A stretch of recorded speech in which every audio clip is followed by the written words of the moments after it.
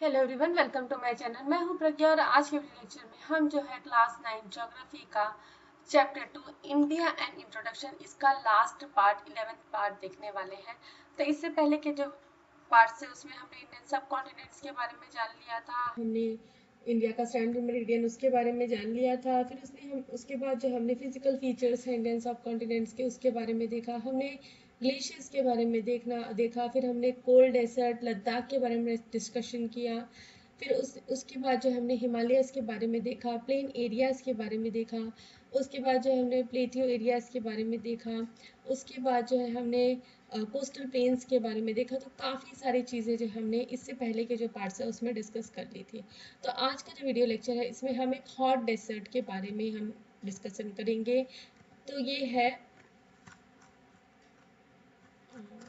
Hot desert, Indian desert. ठीक है, Indian desert के बारे में हम वो करेंगे। तो डेजर्ट दो प्रकार के होते हैं, एक होता है कोल्ड डेजर्ट और एक होता है हॉट डेजर्ट। तो कोल्ड डेजर्ट क्या होता है, जहाँ बर्फ में बिछी हुई होती है, बर्फ ही बर्फ होता है, उसे कोल्ड डेजर्ट कहा जाता है। और हॉट डेजर्ट क्या होता है, जैसे कि हमारा राजस्थान वाला एरिया। तो we read the chapter the third desert of India in class 8। तो क्लास 8 में जो थर्ड डेजर्ट हमने उसके बारे में पढ़ा था, हमने अफ्रीका का जो डेजर्ट है उसके बारे में भी डिस्कशन किया था क्लास 8 के चैप्टर में। तो suppose you are sent for a year to a village in Jaisalmer. तो आप एक कल्पना करिए कि जैसे कि मैं आपको हमेशा बोलती हूँ कि जब भी हम चैप्टर्स पढ़ते हैं, तो हिस्ट्री हो गया, इंग्लिश के चैप्टर्स हो गए, इसमें आप एक बार अपने आप को अज्यूम करके देखिए कि आप उस प्लेस पे हैं। तो यहाँ पे हमको वही करना है कि हमको ये अज्यूम करके चलना है कि हमको एक साल के लिए जो विलेज है जैसलमेर में, एक गांव है, एक थर्ड रेसेट में राजस्थान में एक गांव है जैसलमेर, वहाँ उनको आपको भेज दिया गया है। Based on what you learn and discussed in class, the difference you would see compared to your own locality also discuss the reason of this reason। तो आपने जो भी आज तक की पढ़ाई की है उसके बेसिस में हमको ये पता करना है कि उस लोकेलिटी में रहते हुए आपका जीवन आप अपनी खुद की लोकेलिटी से कैसा डिफरेंस होगा। तो इसके बारे में हमको जानना है। तो ये है मैप में दिया गया हुआ है थर्ड डेसर्ट। तो मेनली जो राजस्थान वाला जो पार्ट है उसे थर्ड डेसर्ट कहा जाता है। तो राजस्थान के जो मेन सिटीज़ है जैसलमेर, बाड़मेर, जोधपुर, बीकानेर, गंगानगर। ओके, तो ये सारे एरियाज जो है ये आपके थर्ड डेसर्ट में आते हैं। तो रिसोर्स और इकोनॉमी के बारे में हम सबसे पहले देखेंगे। तो यहाँ कौन से रिसोर्सेस अवेलेबल है और यहाँ की इकोनॉमिक कंडीशन के बारे में। तो we know that living in the third desert is difficult. You will be surprise to know that this vast desert is most densely populated among all the world's desert despite its adverse environment and shortage of resources। तो ये जो desert है, ये Thar desert की जब हम बात करते हैं तो ये एक वास्ट एरिया है जो डेजर्ट से घिरा हुआ है, रेगिस्तान से घिरा हुआ है। और ये पूरे विश्व में सबसे ज़्यादा पॉपुलेटेड डेजर्ट्स में से एक है। मतलब यहाँ की पॉपुलेशन जो है और जो बाकी जो कंट्रीज़ में जो डेजर्ट्स हैं, तो यहाँ की कम पॉपुलेशन जो है अगर हम डेसर्ट से कंपेयर करें, रेगिस्तान से कंपेयर करें, तो कंपेरेटिवली ज़्यादा है। डिस्पाइट मतलब इसके बावजूद भी जो यहाँ पे एडवर्स कंडीशंस मतलब जो वहाँ पे कठिन परिस्थितियाँ हैं, जो वहाँ का जो एनवायरनमेंट है, वातावरण है, वो उतना सूटेबल नहीं है। उसके बावजूद भी ये क्या है, डेंसली पॉपुलेटेड एरिया है। डेंसिटी मतलब जहाँ पॉपुलेशन का घनत्व ज़्यादा होता है। The traditional handicrafts of the region such as tie and dye designs on fabrics, जिसे क्या कहा जाता है, bandhej, lac bangles, stitching, dyeing of clothes, enamel jewellery, stone carving etcetera are widely known. The handicraft industries is presently going through challenging faces.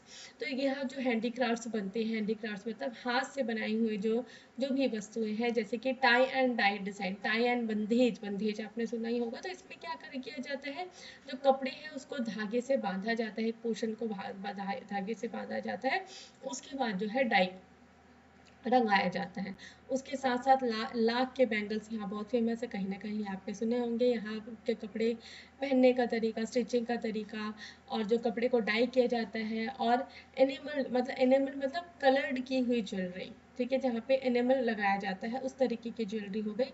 Animal मतलब paint लगाया हुआ jewellery हो गया, और स्टोन को काट काट के मोतिया बनाए हुए ज्वेलरी। तो इस तरीके की ज्वेलरीज यहाँ मिलती है। और जो हैंडीक्राफ्ट इंडस्ट्रीज है आज के डेट में एक चैलेंजिंग फेज से गुजर रहा है। क्यों? क्योंकि हैंडीक्राफ्ट्स, जब भी हम हैंडीक्राफ्ट्स की बात करते हैं तो हैंडीक्राफ्ट्स क्या होते हैं, थोड़े महंगे होते हैं, क्योंकि हाथ से बनाया जाता है तो टाइम ज़्यादा लगता है, इसलिए थोड़े महंगे होते हैं। तो आज की डेट में जो मशीन से बनाए हुए जो चीज़ें हैं वो काफ़ी सस्ती होती है, तो लोग उनको ज़्यादा प्रेफर करते हैं। People of Marwar and Gujarat, Kutch and the Kathiawar regions have been known for century for their businessman acumen. तो जो मारवाड़ वाला रीजन है, मतलब जिसे मारवाड़ी हम कहते हैं, और जो गुज्जूस, जो गुजरात का जो कच्छ वाला एरिया है, एंड द खतीवाड़ रीजन, तो ये जो रीजन्स है सेंचुरीज से, मतलब सालों से जो है, ये अपने बिजनेस टेक्टिक्स के कारण, अपने बिजनेस करने के तरीके के कारण बहुत ही फेमस है। तो most people earn their livelihood from farming and animal husbandry. तो यहाँ के लोगों का मुख्य कार्य क्या है जीवन यापन करने के लिए, फार्मिंग खेती बाड़ी है, और एनिमल हस्बेंड्री मतलब जो गाय बैल बकरी ये सब जो जानवर है उनको पालते हैं, और उनको मीट और एग्स के लिए पाला जाता है। तो Thar is India's world's Thar is India's largest wool producing region. तो थार रीजन जो है वो इंडिया का सबसे ज़्यादा वुल प्रोड्यूसिंग रीजन है। The wool is considered to be best quality for carpet industries. तो यहाँ जो वुल निकलता है वो बेस्ट है कारपेट इंडस्ट्रीज के लिए। और बीकानेर जो है एशिया का लार्जेस्ट वुल मार्केट है। लार्जेस्ट वुल मार्केट मतलब सबसे बड़ा वुल का मार्केट है। Thar is an arid region that has no forest. तो एरिड रीजन मतलब एक सूखा एरिया है, थार जो रीजन है जहाँ पे फॉरेस्ट नहीं है, जंगल नहीं है। The government and the people have taken several initiatives to stop desertification of the region. This has given a new impulse to agroforestry over the past several years. तो गवर्नमेंट और वहाँ के रहने वाले जो लोग हैं उन्होंने कई स्टेप्स उठाए ताकि जो ये डेसर्टिफिकेशन है रीजन का, डेसर्टिफिकेशन मतलब सूखा जो होते जा रहा है, वेजिटेशंस कम होते जा रही है, मतलब पेड़ पौधे कम होते जा रहे हैं, उस चीज़ों को वो रोक सके।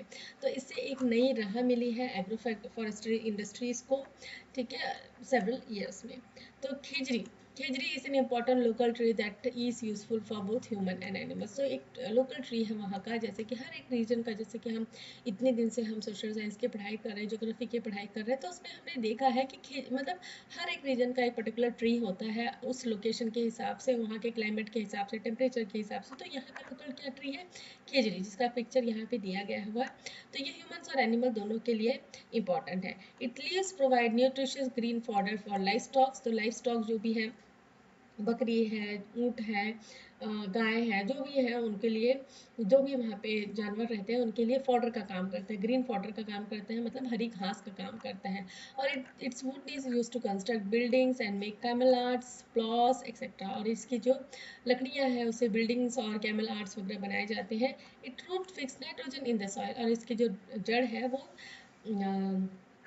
सॉइल को न्यूट्रिशियस बनाने का काम करती हैं, फर्टाइल बनाने का काम करती हैं। क्यों? क्योंकि इनके जो रूट्स हैं वो नाइट्रोजन को फिक्स करते हैं सॉइल में। Another valuable tree is rohida which provides fodder and also binds the soil with its roots. तो एक और पेड़ का क्या नाम है, रोहिड़ा, और ये भी जो है फॉडर प्रोवाइड करता है, ग्रीन फॉडर प्रोवाइड करता है जो भी वहाँ लाइफ स्टॉक्स है उनके लिए, और सॉइल को जो है रूट्स के साथ बाइंड करके रखता है। It is use in agro forestry to stop expansion of the desert. तो यहाँ पे एग्रो फॉरेस्ट्री में इसका यूज़ किया जाता है ताकि जो डेजर्ट्स है उसका एक्सपांशन हम कर सकें, डेजर्ट का जो एक्सपांशन है उसको रोक सके, स्टॉप कर सके, मतलब ग्रीनरी को हम बढ़ा सके।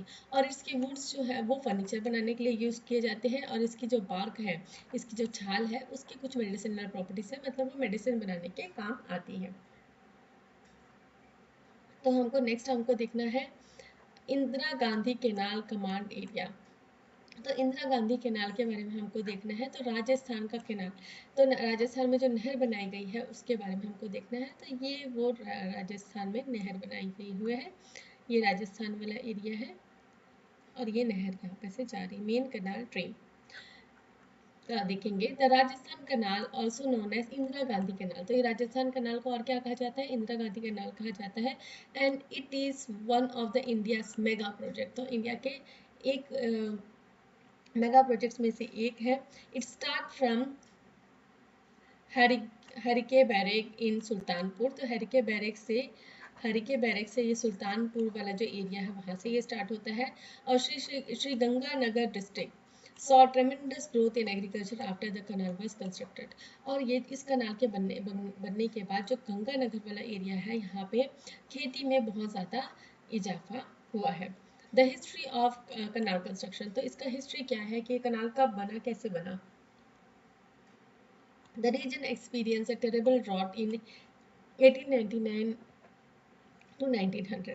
तो ये जो रीजन है यहाँ पे बहुत ही हद तक एक सूखा पड़ा, मतलब किसी के पास खाने के लिए कोई फार्मिंग नहीं, कुछ नहीं। तो 1899 से 1900 में बहुत ज़्यादा सूखा पड़ा। तो महाराज जो थे Bikaner, the Maharaj of Bikaner Ganga Singh, तो गंगा सिंह जो यहाँ के महाराज थे, उन्होंने क्या किया, उन्होंने एक प्लान बनाया कि वो वाटर लेके आ सके, पानी लेके आ सके, कौन सी नदी से, सतलज नदी से अपने एरिया में। तो सतलज नदी से, ताकि वो इरिगेट कर सके ये जो ड्रॉट वाला एरिया है, जो सूखा एरिया है। तो he establish the district of Ganganagar, और वहाँ पे ही उन्होंने एक डिस्ट्रिक्ट एस्टैब्लिश किया वहाँ पे, उसका क्या नाम था, गंगानगर।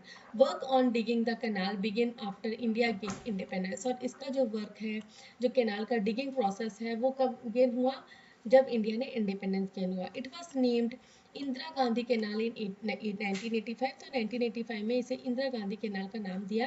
तो it carries water to the sandy regions of Rajasthan, तो ये क्या है, पानी कहाँ से लेके आते हैं, जो वाटर है सैंडी रीजन्स का, वहाँ पे। तो कहाँ कहाँ जाता है इसका पानी, बाड़मेर, बीकानेर, चूरू, हनुमानगढ़, जैसलमेर, जोधपुर, गंगानगर, और Punjab and Haryana also get water from. और इसके अलावा जो राजस्थान के अलावा पंजाब और हरियाणा भी इसी रीजन से पानी उनको मिलता है। तो farming has made once the arid region prosperous, तो इसके कारण जो है फार्मिंग जो है, फार्मिंग के होने के कारण यहाँ का जो रीजन है वो क्या हो गया, प्रॉस्परस हो गया।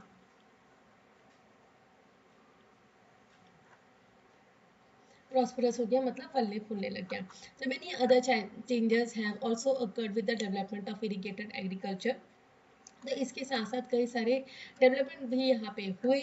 तो क्या क्या चेंजेस है यहाँ पे, the construction of the canal has thus brought many beneficial changes to the reason.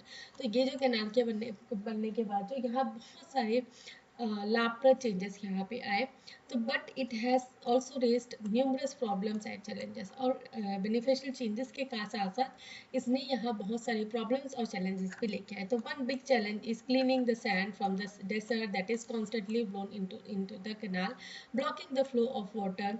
ठीक है, तो सबसे बड़ा चैलेंज क्या है, प्रॉब्लम्स भी है और चैलेंजेस भी है। तो सबसे बड़ा चैलेंज क्या है कि डेजर्ट वाला एरिया है, तो क्या होता है कि हम ये जानते हैं कि हवा के साथ डेजर्ट जो है अपने साथ रेत लेके आती है। तो इससे क्या होता है, कॉन्स्टेंटली जो है ये जो कैनाल है इसका पानी क्या हो जाता है, ब्लॉक हो जाता है। तो sand from the fields of the farmers also blanket the area around, spreading desertification.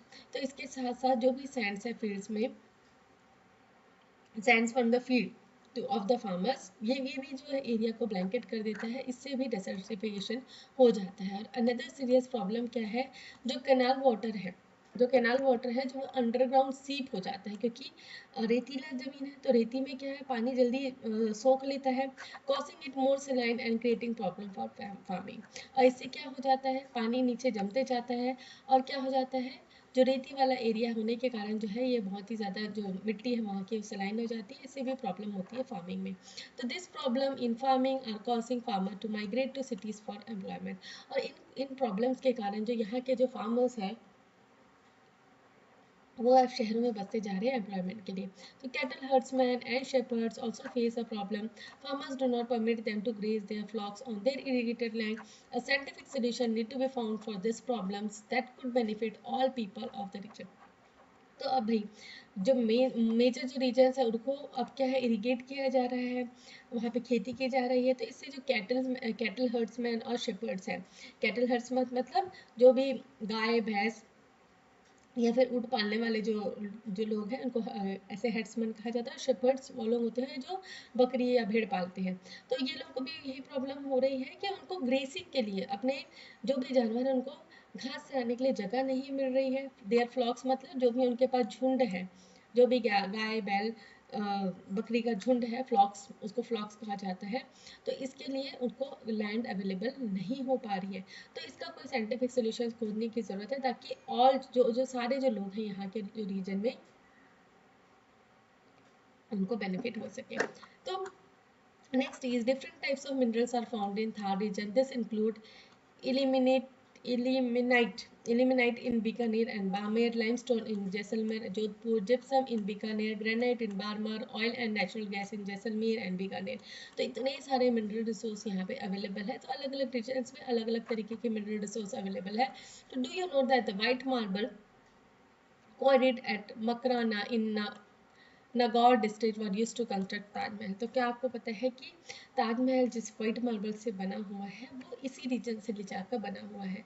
तो Jodhpur is famous for sandstone and Jalore for its granite. तो जोधपुर जो है अपने सैंडस्टोन के लिए और जलार जो है अपने ग्रेनाइट के लिए फेमस है. तो जो भी ऐसे सुंदर सुंदर हमको पत्थर वगैरह दिखते हैं, मार्बल वगैरह दिखते हैं, तो ये जो है राजस्थान के एरिया से आते हैं. और राजस्थान के एरिया से भी लोग भी आते हैं जो मंदिर वगैरह, मैंने देखा है मंदिर वगैरह कंस्ट्रक्ट होते हैं. तो यहाँ इन इन रीजन से जो लोग आते हैं काम करने के लिए, तो इनके जो हुनर भी हैं, जो पत्थरों पे काम करने के हुनर भी बहुत ज़्यादा होते हैं. तो ये पूरा मैप दिया गया है हुआ राजस्थान का. तो ये सारे शहर है, डिस्ट्रिक्ट्स हैं, उनके नाम दिए गए हैं. तो oil struck in Jaisalmer and Barmer is the biggest oil field discover in India in past 25 years. तो 25 ईयर्स में जो ऑयल का जो मिल है, ऑयल का जो तेल निकालने वाला जो जगह है, ऑयल स्ट्रक, ठीक है, उस ऑयल का स्ट्रक कहा जाता है, जो जैसलमेर और बाड़मेर में सबसे बड़ा है इंडिया में. The unprecedented opportunity to produce electricity from oil and gas, wind mills and solar energy is opening up new vistas of economic development in Rajasthan. तो अभी जो है अनप्रेसिडेंटेड मतलब अभी उतनी ज़्यादा मतलब उजागर नहीं हुए, खोजी नहीं गई हुए हैं. तो ये सारी अपॉर्चुनिटी जिससे इलेक्ट्रिसिटी ऑयल और गैस से जनरेट कर सके, विंड मिल्स का काम हो गया, सोलर एनर्जी का काम हो गया, ये धीरे धीरे ओपन अप हो रहा है, जिससे नई अपॉर्चुनिटीज मिल रही है और इकोनॉमिक डेवलपमेंट का ग्रोथ हो रहा है राजस्थान में. The state and specially Thar is a popular international tourist destination and this has spurred the growth of hotel and transport sector as well. तो जैसे कि हमको ये भी पता है कि राजा महाराजाओं का जगह रहा है राजस्थान, तो स्टेट में और स्पेशली जो थार डेजर्ट है इसको देखने के लिए इंटरनेशनली भी टूरिस्ट आते हैं देखने के लिए. तो इससे क्या है, ग्रोथ हो रहा है टूरिज्म इंडस्ट्रीज का, होटल्स बढ़ रहे हैं, ट्रांसपोर्ट सेक्टर्स में भी इजाफा हुआ है. The village in Thar desert, तो हमको एक केस स्टडी देखना है जहाँ पे हम एक डेजर्ट जो है विलेज में उसके बारे में हम जानेंगे. तो Jaisalmer is located far waste of Rajasthan. तो कहाँ पे है, वेस्टर्न साइड में है राजस्थान के. तो ये जैसलमेर वाला एरिया है. तो Raju's village Luna is 90 kilometre from here close to the international border between India and Pakistan. तो राजू का विलेज है, इस विलेज का क्या नाम है, लूना, जो कि कहाँ पे है, 90 किलोमीटर है जैसलमेर से, और ये कहाँ पे लोकेटेड है, इंडिया पाकिस्तान बॉर्डर में. There is no other village after it save for a small hamlet call Ratan Singh ki Dhani. तो यहाँ पे कोई और विलेज नहीं है, कोई इसके अलावा कोई और विलेज नहीं है, सिर्फ और सिर्फ एक छोटा सा कबीला है, बस्ती है, हैमलेट है, जिसका क्या नाम है, Ratan Singh ki Dhani. All you see are few small houses and nothing else but sand all around. तो यहाँ पे कुछ छोटे छोटे घर ही हैं और उसके अलावा सिर्फ और सिर्फ रेत ही मिलेगा. तो क्लाइमेट कैसे है, एक्सट्रीमली ड्राई है, और ओकेजनली क्या है, यहाँ पे सैंडस्टॉर्म होते हैं, मतलब रेत का तूफान आता है. तो थार क्या है, एक हॉट डेजर्ट है. तो टेम्परेचर जो है हाई रहता है दिन के समय में, लेकिन नाइट के समय क्या हो जाती है, हो जाता है, मौसम बहुत ही ठंडा हो जाता है. तो वाई डू दिस हैपन, तो ये क्यों होता है, क्योंकि यहाँ पे कोई परमानेंट वाटर रिसोर्स नहीं है और रेनफॉल भी इस एरिया में बहुत कम होते हैं, ताकि फॉरेस्ट का ग्रोथ भी बहुत कम है. तो जो सैंडी लैंडस्केप है, जो पूरा रेत वाला जो एरिया है, dotted with just two or three Khijri trees here and there. तो यहाँ पे दो ऐसे पेड़ आपको खिजड़ी ट्रीज मिलेंगे. तो आपको लोकेट करना है लूना विलेज इन मैप 2.20. तो यहाँ पे हम लूना विलेज खोजते हैं. तो यहाँ पे आप मान लीजिए ये इस तरफ का जो एरिया है, यहाँ पे आप लूना विलेज को कंसिडर कर सकते हैं. तो as code in Thar this village of 200 houses is like a poem written in desert sand. तो अगर हम ये देखेंगे कि अगर हम थार डेजर्ट के बारे में बात कर रहे हैं, तो ये विलेज है, छोटा सा विलेज है जहाँ सिर्फ और सिर्फ 200 घर है, और ये ऐसे लगता है कि कोई पोएम किसी ने लिखी है सैंडी डेजर्ट में. It is the largest village in the area just as a distance from the border. तो सबसे बड़ा विलेज है ये अपने एरिया का, और बस कुछ ही दूर है बॉर्डर से तो Meghwal, Sodha, Rajput and Muslim families live here. तो यहाँ पे इस कम्युनिटीज़ के लोग यहाँ पे रहते हैं। Almost all the homes are rounded earthen huts. तो यहाँ पे जितने भी घर हैं ये अर्दन हेड्स के तरह हैं, मतलब मिट्टी के घर हैं यहाँ पे। देखेंगे हम आगे फिगर में। तो some modern houses made of stone have come up in last few years. तो कुछ मॉडर्न हाउसेस भी यहाँ पे आ गए हैं जो कि स्टोन से बने हुए हैं। All the three communities have their own settlement called वास। ठीक है, और ये जितनी थ्री कम्युनिटीज हैं, राजपूत, मुस्लिम, मेवाल और मेघवाल, ये तीनों कम्युनिटीज जो हैं उनके खुद के सेटलमेंट्स हैं। उनको क्या कहा जाता है? वास कहा जाता है। और they are situated far from each other. तो ये चिपके हुए घर नहीं है, ये क्या है? स्कैटर्ड सेटलमेंट्स हैं and are known by the names of community elders. और जो कम्युनिटी एल्डर्स है उसके हिसाब से इनका नाम रखा गया है। तो इस तरीके के घर आपको मिलेंगे थार डेसर्ट में, मिट्टी के घर। सो ईच मोहल्ला मतलब each neighbourhood has its own common meeting place called बैठक। तो हर एक कम्युनिटी का, हर एक जो मोहल्ला है नेबरहुड का, उसका एक कॉमन मीटिंग प्लेस होता है जिसे क्या कहा जाता है? बैठक कहा जाता है। There are 15 mohallas in the village, so there are 15 baithak as well. तो 15 मोहल्ला है इस विलेज में और 15 बैठक होते हैं। There are not many source of livelihood for the villager. Ground water is available at the depth of 350 to 425 metre, but the water is saline. तो यहाँ पे कोई रोजगार का कोई पर्टिकुलर जरिया नहीं है। और ग्राउंड वाटर जो पीने का पानी भी कितने कितने अंदर अवेलेबल है? 350 to 425 मीटर अंदर अवेलेबल है। और उसके साथ साथ पानी क्या है? खारा पानी है। तो people depend on the government tube wells for potable water. The houses built in these days have rainwater harvesting system. Water is more precious resource in the desert. तो गवर्नमेंट जो है, जो यहाँ के लोग जो हैं, वहाँ जो गवर्नमेंट ने ट्यूबवेल्स बनाए हैं पीने का पानी के लिए, उसके ऊपर डिपेंडेंट है।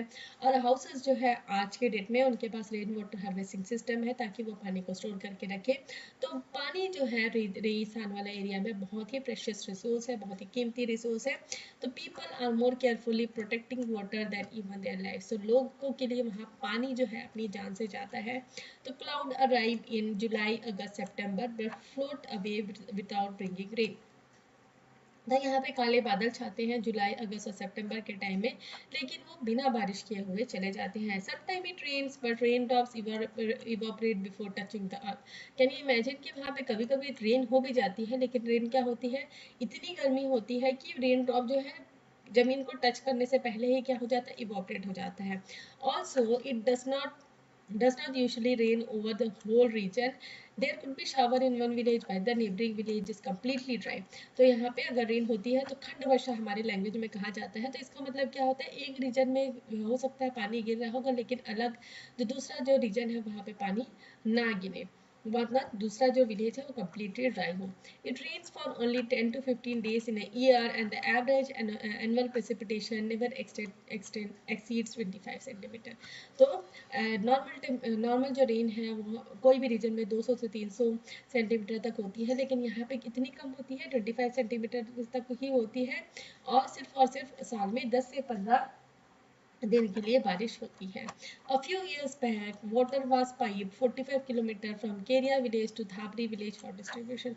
और कुछ साल पहले जो पाइपलाइन बिछाया गया, वाटर का पाइपलाइन बिछाया गया 45 किलोमीटर जो केरिया विलेज है वहाँ से धबरी विलेज के लिए, पानी के लिए।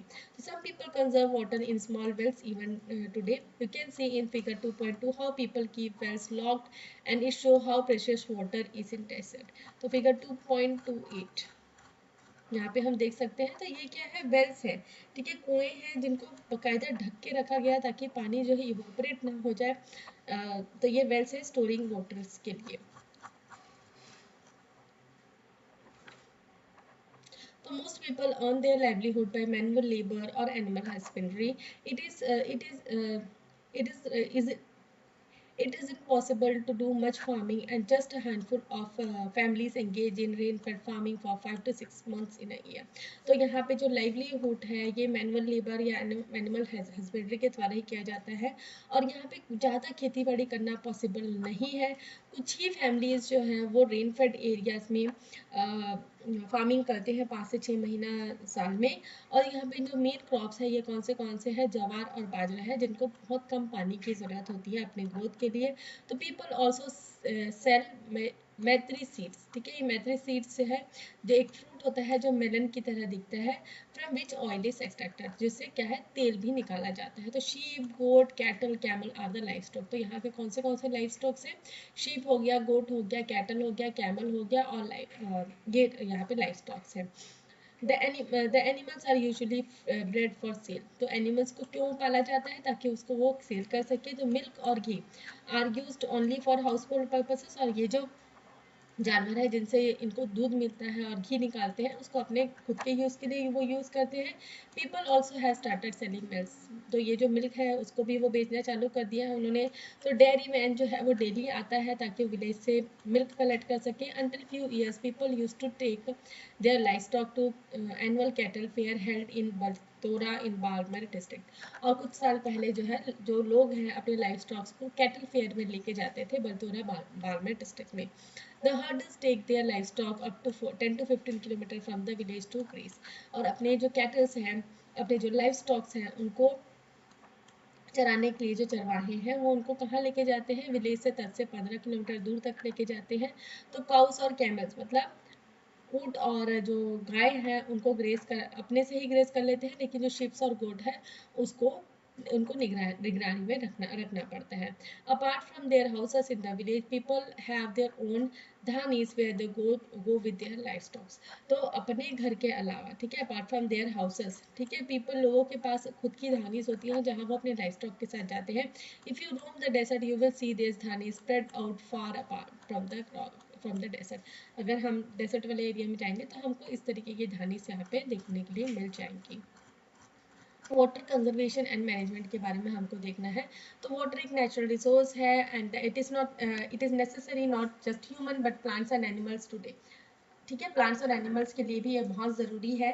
तो आज की डेट में हम इंडस्ट्रियल और इकोनॉमिक एनवायरनमेंट को अगर हम देखें तो एक consumerist culture, population explosion, irrigated agriculture, ये सारी चीज़ों को देखने के कारण पानी जो है, ठीक है, पानी जो है वो तेज गति से एक्सप्लॉइट होते जा रहा है।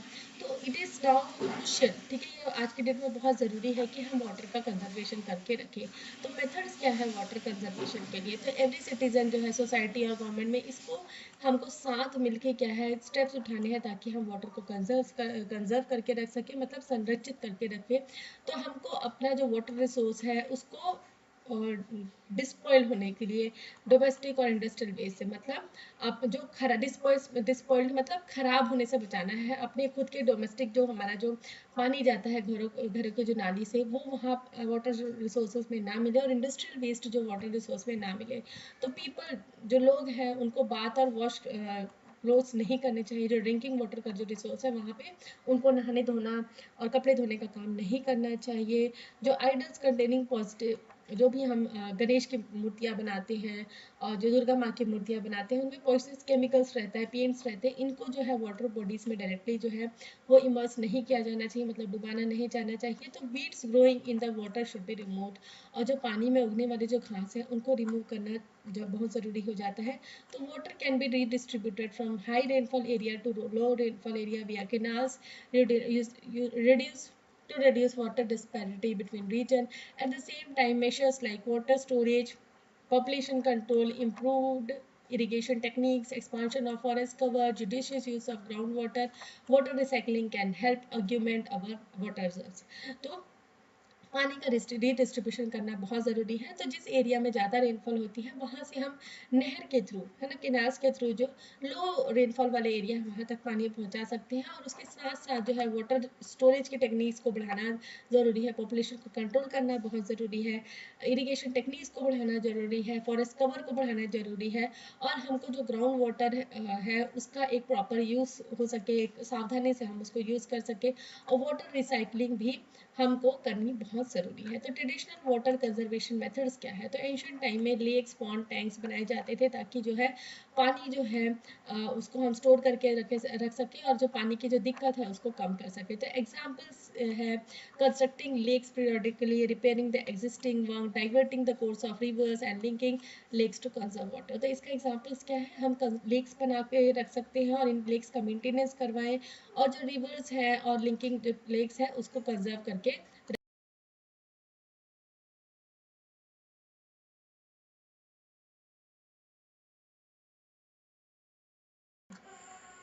Today, traditional water conservation methods face the challenges of growing population and dwindling water resource। तो आज की डेट में अगर हम ट्रेडिशनल कंजर्वेशन मेथड्स को फॉलो करके चले तो ये एक चैलेंज है अपने ग्रोइंग पॉपुलेशन को कि पानी को दिक्कत करने के लिए और ये जो वाटर रिसोर्स जो खराब होते जा रहे हैं उनको बचाने के लिए। तो ये जो वाटर रिसोर्स है इनको इग्नोर नहीं किया जा सकता। तो मेनी ओल्ड वाटर टैंक्स, जो पुराने जो वाटर टैंक्स हैं और जो बावड़ीज है, जिस बावड़ीज कहा जाता है स्टेप्ड वेल, इस तरीके के जो स्टेप्स मतलब इसमें सीढ़ियाँ होती है नीचे तक जाने के लिए, तो इस तरीके की जो बावड़ीज है, लेक्स है, इनको एनक्रोच और या फिर फिल ओवर करने की जरूरत है। This could have served to solve our water crisis. तो इनसे जो हमारा जो पानी की जो दिक्कत है रेगिस्तान वाले एरिया में वो सॉर्ट आउट हो सकती है। तो ये सिलेंड्रिकल ग्राउंड वेल है, टंका है, ठीक है, जिसमें पानी क्या है स्टोर करके रखा जा रहा है। तो tanka is traditional water storage method in Thar region. तो ये जो टंका है ये क्या है? ट्रेडिशनल मेथड है पानी को स्टोर करके रखने का। तो इस तरीके का बड़ा जो टैंक बनाया जाता है जिसमें पानी को स्टोर करके रखा जाता है। तो ये जो टंकास है ये स्मॉल क्या है? अंडरग्राउंड वेल्स है जिसमें रेन वाटर जो है जो रूफ टॉप से छत से जो पानी आता है उसको स्टोर करके रखा जाता है। तो ये कितने होते हैं? 6 मीटर डीप होते हैं, 2 to 3 मीटर वाइड होते हैं और इनके आउटर वॉल्स जो है जो टंका के, इसको फिलर से क्लीन किया जाता है रेन वाटर के लिए। एंड बहुत सारे जो हाउसेस हैं डेजर्ट्स में जैसे बारमा सिटीज, इनमें यह टंका बनाए जाते हैं। तो मार्च 22 को हर साल जो है वाटर कंजर्वेशन डे मनाया जाता है और बहुत सारी टेक्निक्स जो है आज की डेट में वाटर को कंजर्व करने के लिए वो अपनाए जा रहे हैं ताकि पानी की दिक्कत ना हो। मॉडर्न सोसाइटीज में इस तरीके के हम मेथड्स को अडॉप्ट करते जा रहे हैं। तो दिस इंक्लूड, तो इसमें क्या क्या इंक्लूड होते हैं? डैम्स कंस्ट्रक्ट करना, कैनाल्स हो गया, ड्रिप और स्प्रिंकलर इरिगेशन मेथड्स हो गए, पॉपुलेशन वाटर को ट्रीट करना, वाटर वेस्ट वाटर को रिसाइकिल करना और पब्लिक में अवेयरनेस कर वाटर को कंजर्व कर सके। तो पब्लिक में भी अवेयरनेस की बहुत ज़रूरी है ताकि हम पानी को खराब ना कर सके। तो रूफ टॉप वाटर जो है हार्वेस्टिंग का ये एक एक्सलेंट मेथड है जिससे हम जो लो रेनफॉल एरियाज है वहाँ पे पानी को कंजर्व कर सके। और इन मेथड्स में क्या है? एक हाउस पाइप जो है रेन वाटर को कलेक्ट करता है रूफ टॉप से और एक अंडरग्राउंड टैंक में स्टोर करके रखता है। तो ये जो टैंक है उसको लेटर यूज़ किया जाता है हाउस होल्ड नीड्स के यूज़ की तरह। तो ये था पूरा डेजर्ट के बारे में। नेक्स्ट हमारा चैप्टर 3 स्टार्ट हो जाएगा। तो यहाँ पे हमने काफ़ी सारी चीज़ें डिस्कस कर ली। अगर आपने ये वीडियोस लेक्चर जो है आपको समझ में आया तो वीडियो को लाइक शेयर करें, कमेंट करके बताएं कि वीडियो कैसा लगा। और मेरे चैनल की वीडियोस आपको पसंद आते हैं तो चैनल को सब्सक्राइब कर लीजिए, बेल नोटिफिकेशन को भी ऑन कर लीजिए ताकि जब भी मैं नई वीडियोस डालूँ तो आपको नोटिफिकेशन मिल सके। Thanks for watching.